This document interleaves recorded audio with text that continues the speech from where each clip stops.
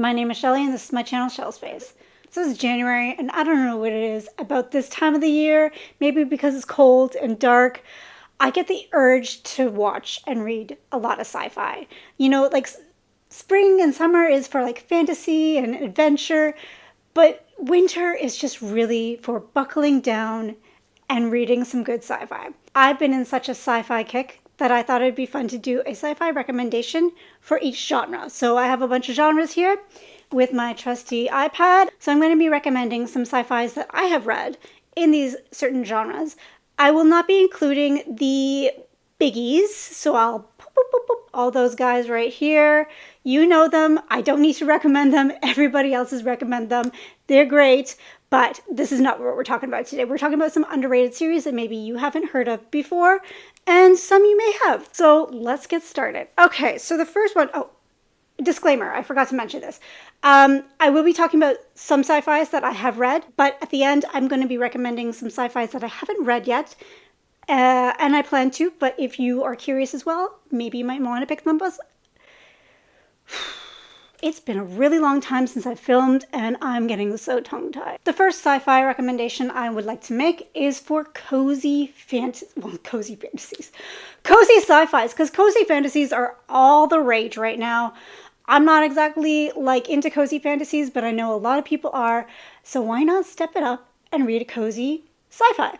The first one I have to recommend is probably one of the more popular on the list that I'm going to be mentioning, and that is A Long Way to a Small Angry Planet by Becky Chambers. I read this, I think, last year, and it is cozy. That's all I have to say. You are on this spaceship with a ragtag team. You have all different species, all different types of people from all walks of life on this spaceship building a family bond. So it's definitely a found family as well. Not a lot happens. I mean, there is a plot, but overall, not a lot happens. It's like you're following them day to day. It is super cozy, super chill. If you're not into sci-fi, but you kind of want to dip your toes into it, this is definitely a good book. I know that Becky Chambers has other popular series that I have not read yet that are also, I think they're sci-fi as well. So the series is called The Wayfarers, and I think each book is like a companion book, so they're not following the same characters, but maybe some characters do reappear in other books. I've only read the first book, and like I said before, cozy is not really my thing. I do like it once in a while, but it was a solid book, and I really enjoyed it. So you definitely, if you're looking for like something cozy, kind of dip your toes into sci-fi, something with a little bit more like a spacey opera feel to it, this is your thing. Also, there is, I want to say queer representation, but it's like more interspecies. It's queer interspecies representation. It works, and the characters are lovely, and I had a really great time, but like I said, wasn't my favorite on the list that I'm going to be mentioning, but I think that a lot of people will really enjoy it.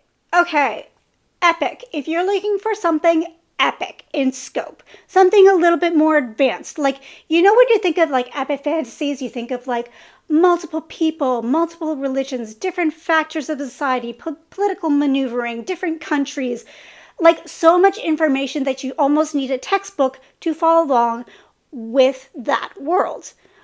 That is epic. So I have an epic sci-fi that you might be interested in, and that is The Final Architecture by Adrian Tchaikovsky, the first one being Shards of Earth. I recently just finished this series, and man, is it epic. Man, is there a lot of information, a lot of different species and people and factors, and like, it's just so complex. Like, it literally is like you get dumped into a world and you have to kind of figure everything out.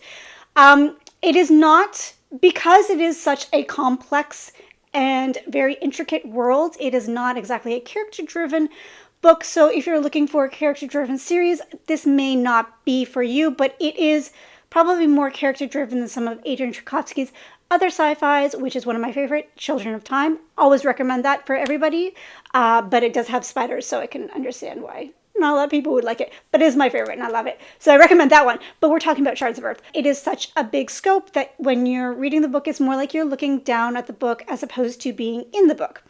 So what is it about? So the book is about basically what happens to humans if Earth gets destroyed by aliens. And we're kind of like thrown out into space with other genetically enhanced humans, with other aliens. And in this world, there are these genetically enhanced humans that basically can access like subspace, or I forgot what they call it, but basically they can make ships jump in through space and space travel really fast. Again, like I mentioned in the last book, there is a ragtag team on a spaceship and they get thrust into a situation and they kind of gotta figure things out because things are not exactly what they seem in this world. Like, this book definitely has a heavy philosophical undertext. There's a lot of questioning of what it means to be human, what is human, what is the purpose of life. It tackles all that stuff. And so if that's something that you're interested in, I highly recommend it. It is a trilogy, but each book is quite thick. So I'll just pull it down. Oh, this is the first one, and you can see it is pretty thick. I think each book is about 600 pages. So, I mean, it is a task, but I felt like it was really rewarding and I really enjoyed it, and I'm glad I read it. The next prompt is probably my favorite, and that is Sci-Fantasy, and it is exactly what you think it is. It is fantasy mixed with sci-fi elements, whether that be aliens or technology or what have you. You still have like the fantastical world of like magic or whatever with technology or aliens. Basically what it is. So my first recommendation, I actually have a lot, but I gotta narrow it down because it is my favorite subgenre. So I'm only recommending one, and that is the Willowing Flame trilogy by Jen Williams. I can never say Willowing Flame. This is a trilogy. It is completed. It is awesome. And it is not for everybody, and I completely understand that. It is like really out there. It's like Jen Williams took a bunch of things that she loved and put it in a blender and just went and created this beautiful masterpiece, and is probably one of my favorite trilogies of all time, and that is the only way that I can explain it. You have witches, you have aliens, animal companions, elf, vampire people, kind of like insectoid things that are really gross and yucky. It's a lot of things, but I love it. The main characters are awesome. And honestly, I am so sad that it's only a trilogy. Like, I would really love it to be a longer series. But yeah, it's just a weird, outlandish book. And if you're looking for something weird and outlandish and just like pulls from all sorts of things, this is it. And it's so well done. That's all I have to say. It sounds like a mess, but it is so well done. That was a really terrible review. In Ninth Reign, which is the first book, we meet the main three characters. There's three POVs. There's one, I can't remember her name, Vintage. She's like an explorer. She's like an Indiana Jones kind of explorer. And then she hires this like, I guess he's like the elf vampire guy to be like her bodyguard as she goes on this exploration into like this like dangerous area. And then one thing leads to another, and they meet this witch called Noon. And in this world, there is these things called rain, and basically it's like these aliens that come down and basically just destroy the earth. So the last rain really like took things out, and then now they realize that there's another rain that's about to happen, and that is the ninth rain. So yeah, it is really great, and I highly recommend it to people who just have an open mind about trying different stories. Okay, so my next genre is aliens. And this one, I could have used a lot of books. I could have recommended a lot of books because a lot of sci-fi books, they do have aliens. But the one that kind of pops into my mind is the three-body problem.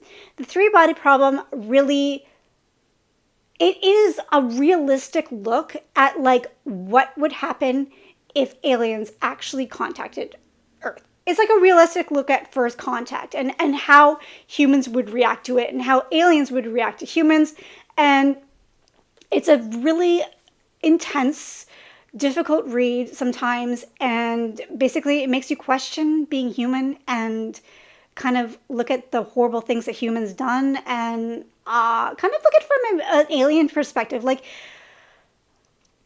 You mean if the aliens came down right now and looked at the state of the world, they'd be like, well, why do you deserve this planet when so many other species need planets, and you have this beautiful planet and you're polluting it and you're at war with each other all the time? Basically, it is taking place in China.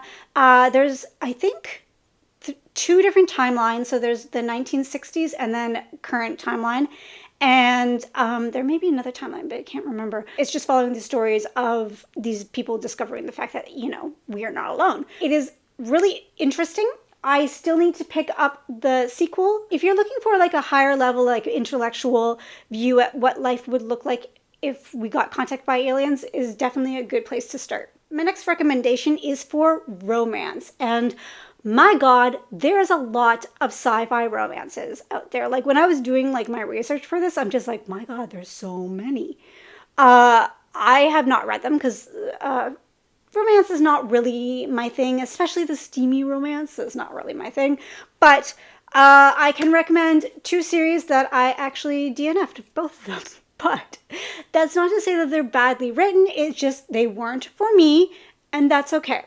But I'm all for recommending series that you may enjoy. The first one is Rules of Redemption by T.A. White. So basically this is about a woman who is, I think, a war veteran or something. And she's like, we're in space, obviously. This is sci-fi, so we're in space. The main character is like a war veteran, but she works on a records ship, a ship that like salvages wrecks and then like gets like bits and pieces like from wrecked ships and like takes them to different space stations to get money for those parts. On a mission, or she's like on a job, and then she's kind of forced to reroute to a different space station. And I think she finds like a piece of technology that shouldn't exist or has some sort of answer.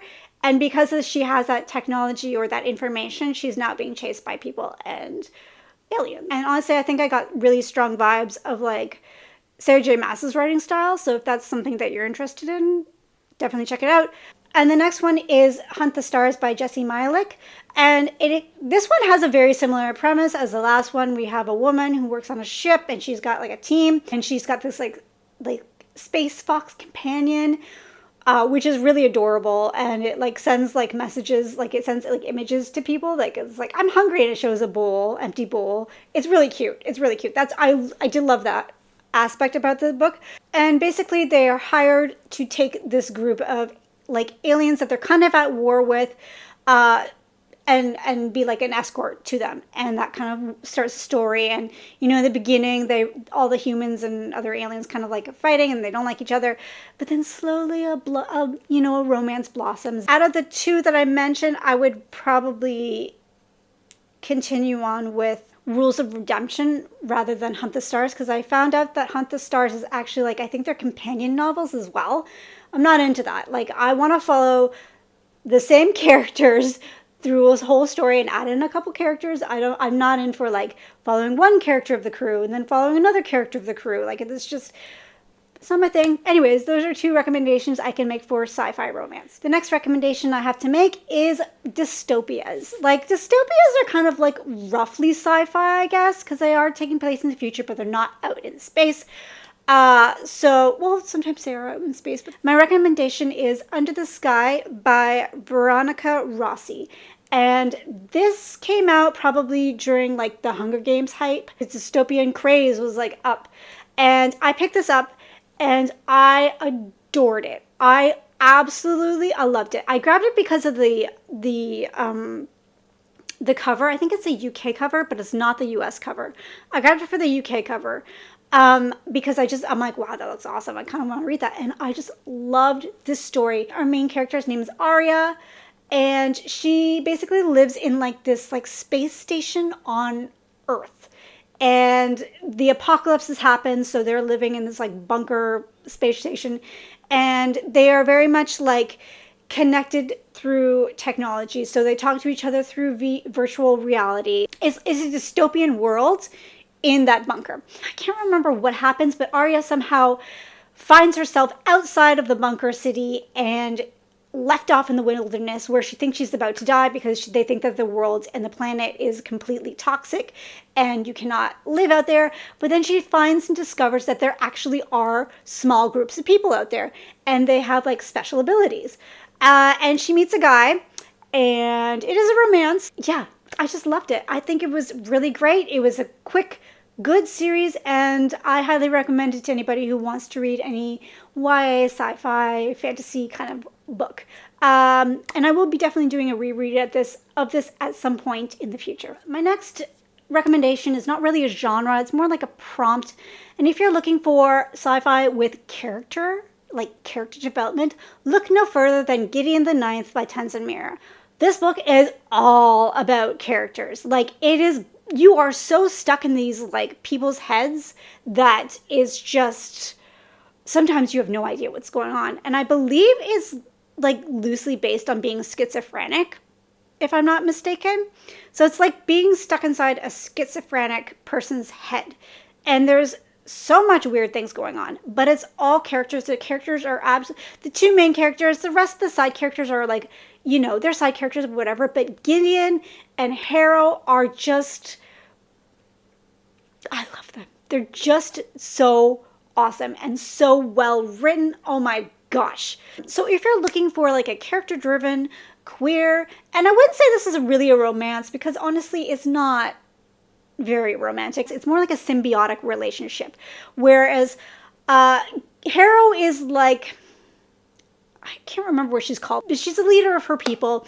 And Gideon is basically like her bodyguard. So it's a very symbiotic relationship where they depend on each other so much. And like most of their lives, they've depended on each other, and they kind of hate each other, but they can love each other. It's a very complex, weird, mind of a book. I read the first two books, and I'm definitely going to read Nona the Ninth soon. And I heard Nona the Ninth is completely different from the first two books, so I have been kind of like dragging my feet to pick it up, but judging by the cover, I really want to pick it up soon. So yeah, really, really recommend this book to a lot of people. I think that if you're sleeping on it, wake up and read it because it's so awesome. My next recommendation is kind of genre, kind of a theme, and that is queer. And I've noticed that in the last, I would say probably about 5 years, there's been a ton of awesome queer sci-fi books coming out, which is fantastic. So the book that I want to recommend is probably the reason why I wanted to make this video, and that is, you know what, I'm gonna get it. It's right here. That is The First Sister by Lyndon A. Lewis, and this is a trilogy that was recently completed, and my god, I love this book. I don't understand why nobody talks about this book. Like, it is awesome. It is pretty much, I can understand why this book is not for everybody. I really do. It's very like character driven. Very character driven. It's first person narrative, which I don't really lean towards, but I love this series, and my god, this author really, really puts the characters through the ringer. They do not hold back at all. So in this world, basically humans went off into space, and in order to survive in space, they had to do genetic mutation on themselves. So one is like the hierarchy, the rich people. The other one is like the religious factor, which the sister is part of. And the other one is like almost like the mutants that they kind of like do testing on, the lower people. We have this main character, and her name is First Sister. Like, literally that's what she goes by. Her name is First Sister. And in this world, sisters are kind of like, they're like space geishas.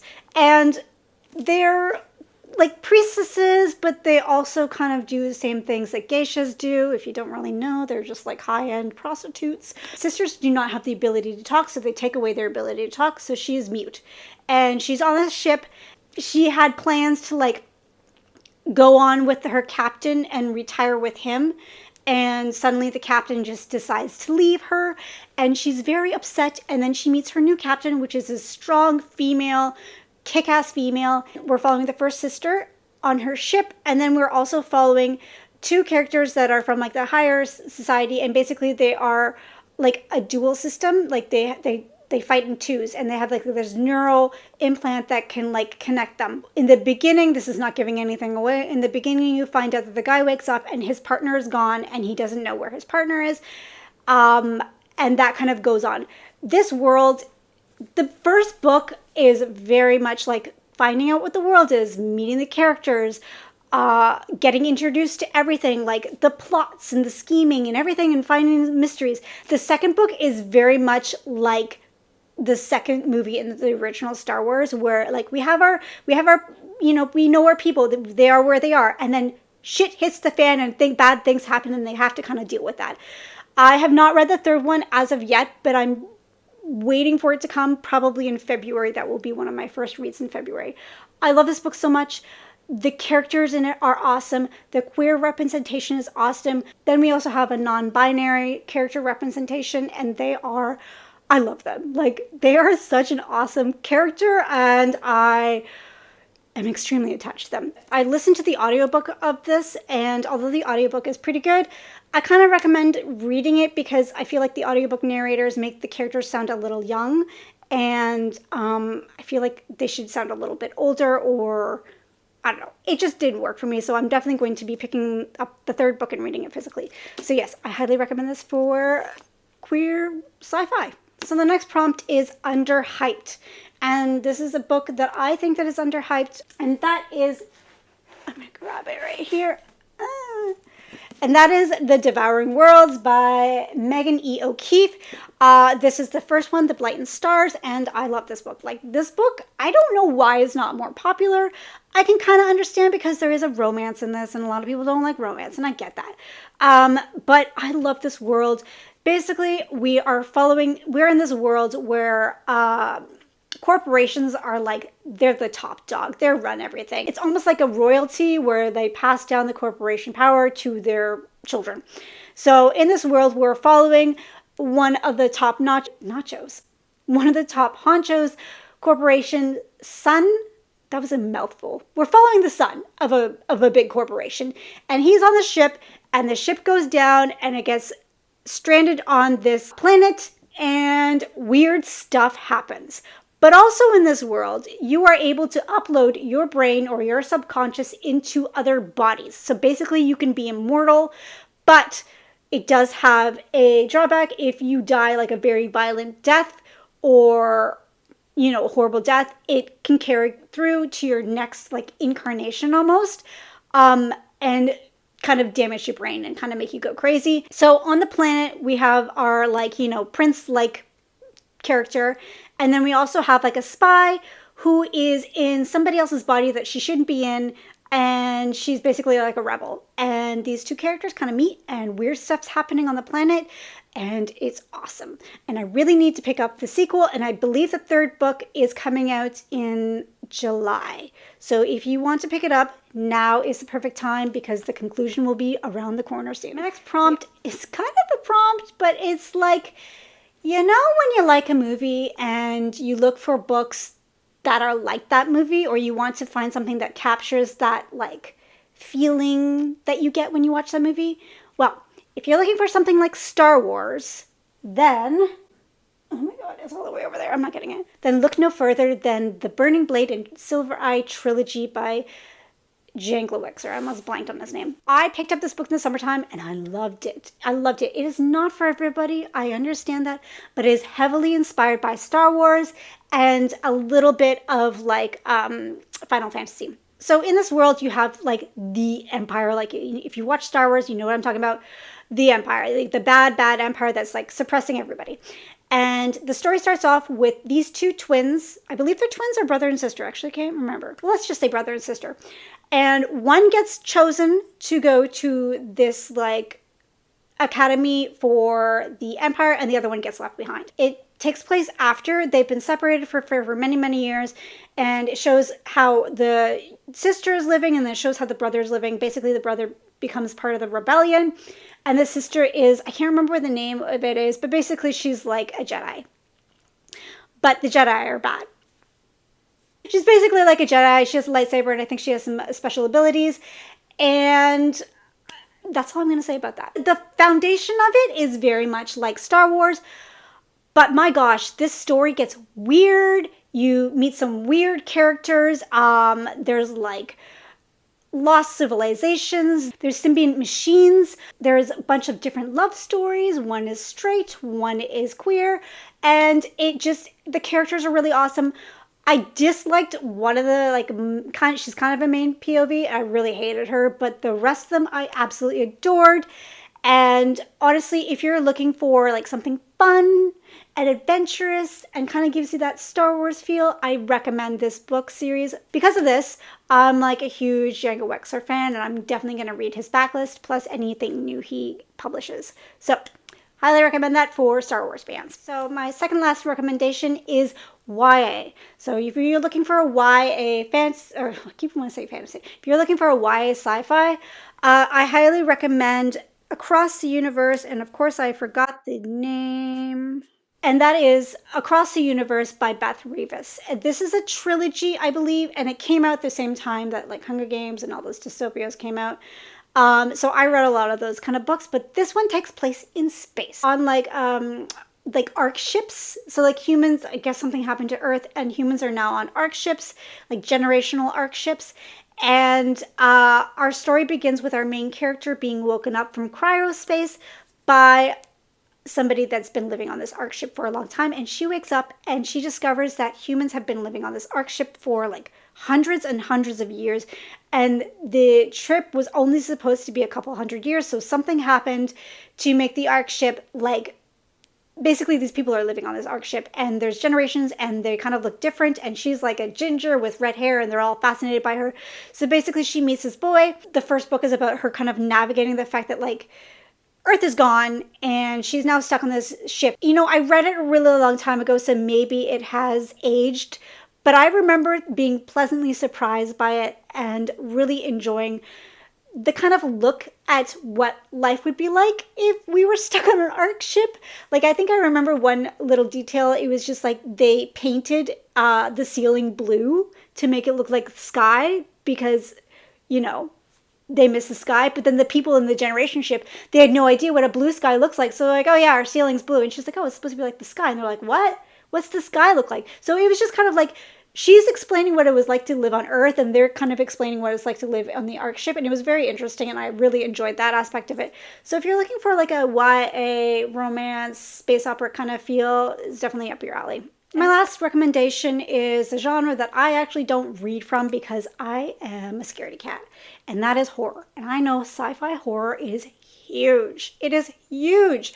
So I actually don't have any recommendations personally to give myself, because I have not read any sci-fi horror, but I do like watching sci-fi horror movies. It's like Aliens. Like, Aliens is one of my favorite movies. So I don't know. But I'm going to change that this year, and I'm going to start with Paradise 1 by David Wellington. This was actually recommended by Brittany from Books with Brittany. She recently read it and was gushing about it. I was in the store just after watching that video, and I happened to see it, so I grabbed it. So I'm going to be picking this up probably today at some point. And I didn't realize that it is a 700-page book, but here we are. Basically, I think you're on a ship and weird shit's happening. So I'll just quickly read the synopsis. Paradise 1, Earth's first deep space colony. For thousands of people, it was an opportunity for a new life until it went dark. Now, no communication has been received from the colony in months. All falls to Firewatch Inspector Alexandria Pertova and the crew of the Artemis to investigate. What they find is more horrifying than anything they can imagine. Yes, that sounds like something I would like to watch. So I'm going to read it. I'm going to be a big girl. I'm going to read it, and hopefully I will have it wrapped up for my February wrap-up, because it's almost February right now, so it's not going to be my January wrap-up. So if that sounds like something fun, I recommend it. I haven't read it, but I recommend it. The last portion of this video is going to be me talking about some books that I have on my radar, besides Paradise 1. I have not read them yet, but I definitely want to. Let's just talk about them real quick. The first one is Revelation Space by Alistair Reynolds. I actually have this, I'm waiting for this to come in from my library, and I'm going to listen to the audiobook. So it is a trilogy, I believe, and I believe it's space opera with aliens, and I think there's like an ancient civilization link in it. And honestly, if you say ancient civilizations, I'm like, yes, I will read that. I will watch that. I love anything with ancient civilizations, ancient astronauts, anything like that. Sign me up. So this is like on my top priority. I'm really like excited to get into this audiobook as soon as possible. I have a bunch of physical books that I've had for a really long time, including Hyperion by Dan Simmons. I don't think I really need to say anything about this. Everybody knows about Hyperion. From what I know, this is like people on a ship that are sharing their stories, and each story is almost like a short story. That's all I know. It's a classic, it's beloved, and I want to find out why it is so beloved. Plus, I know a lot of people like don't really like this cover, but I love the cover. This is a space opera cover. This is a sci-fi cover. You know what I mean? Okay, so the next book I want to pick up is Escaping Exodus by Nikki Dryden. I don't know what this book is about. I think they're living inside of a living ship that's like a space whale or something. But I grabbed it mostly because the cover is just absolutely gorgeous. And I think it's a short book, so I'm really looking forward to the short books. And I think it's a duology. So I have the first book, and yeah, I heard it's good. I heard it's interesting, and all I know is it is about a scientist on a living ship. Sounds interesting. The next book my husband's actually in the middle of right now, and this is The Left Hand of Darkness. This is a classic. Okay, so I don't know much about this, besides the fact that I think it's about an advanced civilization coming down to a planet and kind of trying to figure out if the people on the planet are eligible to become a part of their galactic federation. Is it a galactic federation? I don't know. Like this joint galactic community, and it's just, I guess, the exploration of that. I think it's more on the philosophical end, and I'm all for that. So I will be reading that soon when my husband's done it. The next one I will probably get to sooner than later, and that is The Elder Race by Adrian Tchaikovsky.